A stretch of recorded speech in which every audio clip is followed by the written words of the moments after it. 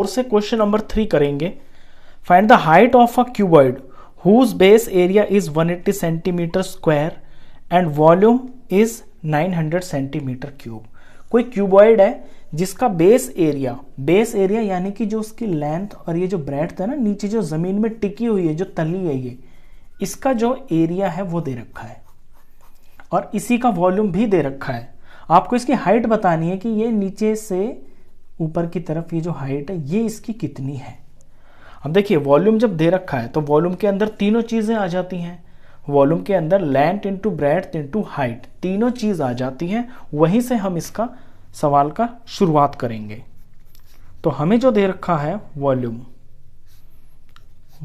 Of cuboid ये 900 centimetre cube है। Cuboid का वॉल्यूम होता है length into breadth into height, तो ये 900 cm क्यूब के बराबर है। अब लेंथ इंटू ब्रेड्थ, ये मैंने आपको बताया ना कि लेंथ इंटू ब्रेड्थ ही एरिया होता है बेस एरिया। तो base area length into breadth हो गया, तो L इंटू बी की जगह मैं डायरेक्ट यहां पे 180 लिख सकता हूं सेंटीमीटर स्क्वायर, और यहां से H ये बच गया, तो इन दोनों की जगह तो 180 आ गया, इंटू में H आ गया, और ये सारा बराबर है 900 सेंटीमीटर क्यूब के। तो इक्वेशन बन गई सिंपली। अब यहां से H को अकेला मैं छोड़ दूंगा,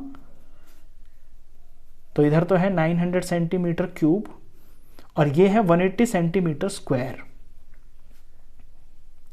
बस इसे सॉल्व करते ही हाइट आ जाएगी, हाइट ऑफ क्यूब।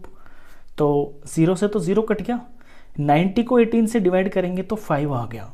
ये मैं क्यों लिखते हुए चल रहा हूं इस पर्टिकुलर क्वेश्चन के अंदर, क्योंकि इसमें आपको समझ में आना चाहिए जो रूल्स ऑफ एक्सपोनेंट होते हैं ना, वो कि सेंटीमीटर क्यूब है ऊपर, यानी cm into cm into cm, और नीचे cm 2 बार है, cm इंटू cm। तो 1 से 1 कट गया, 1 से 1 कट गया, तो जो बचेगा वो सिर्फ सेंटीमीटर बचेगा। और वैसे भी जब हम किसी का लेंथ ब्रेड्थ हाइट निकालते हैं तो यूनिट एक ही बार लगती है, और जब एरिया लगाते हैं तो स्क्वायर लगता है, वॉल्यूम निकालते हैं तो क्यूब लगता है। तो इस क्यूबॉइड की जो हाइट होगी वो 5 centimetre. Therefore height of cuboid is 5 centimetre. यही आंसर है क्वेश्चन।